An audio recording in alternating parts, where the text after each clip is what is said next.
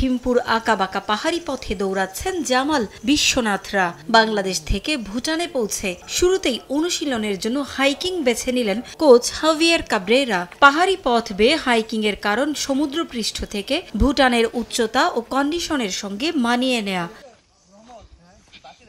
মাত্রই নেপাল থেকে সাফ অনূর্ধ্ব 20 চ্যাম্পিয়নশিপ জয় করে ইতিহাস গড়ে দেশে ফিরেছে বাংলাদেশ। জুনিয়রদের সাফল্যে ঝিমিয়ে পড়া ফুটবলে ফিরেছে স্বস্তির সুবাতাস। অস্থির ক্রীড়াঙ্গনে এবার জামালদের সামনে চ্যালেঞ্জ ভুটান বাধা জয় করা।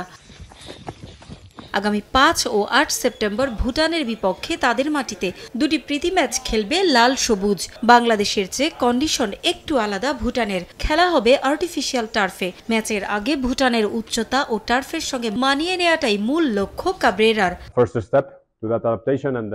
আমাদের প্রাথমিক লক্ষ্য সমুদ্র পৃষ্ঠের উচ্চতা ও আর্টিফিশিয়াল টার্ফের সঙ্গে মানিয়ে নেওয়া। উচ্চতার সঙ্গে মানিয়ে নিতে হাইকিং করেছি। হাঁটার চেয়েও অনেক বেশি কার্যকরী ট্রেনিং এটা। ফুটবলারদের জন্য খুবই ইতিবাচক। সামনে আরো কয়েকটি সেশন আছে। আশা করছি ঘাটতি কাটিয়ে উঠতে পারবো।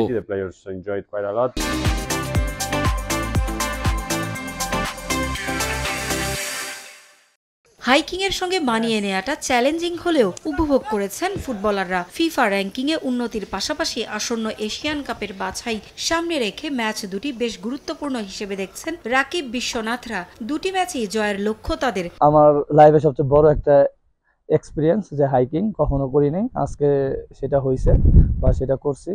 প্রত্যেকটা প্লেয়ার বা আমরা সবাই অনেক মজা করছি এখানে। অনেক শক্তিশালী দল, তো আমরা অনেক কাজ করছি ওদেরকে নিয়ে ঢাকাতে। আমরা চাইবো এখান থেকে ভালো কিছু করে নেওয়ার জন্য, কারণ আমাদের যদি আমরা এখানে ওদের সাথে জিততে পারি তাহলে আমাদের র্যাঙ্কিং একটু আমরা আগাবো। তো আমাদের এটা এফসির জন্য, সামনে এফসি এশিয়ান কাপ আছে, তো আমাদের জন্য ভালো হবে। আমরা চাই দুটো ম্যাচই ওদের সাথে ভালো ফুটবল খেলতে এবং জিততে। অনূর্ধ্ব 20 সাফজয়ী বেশ কজন তরুণও আছেন এই দলে। তাদের নিয়েও আশাবাদী কাব্রেরা। পারভিন আক্তার, সময় সংবাদ।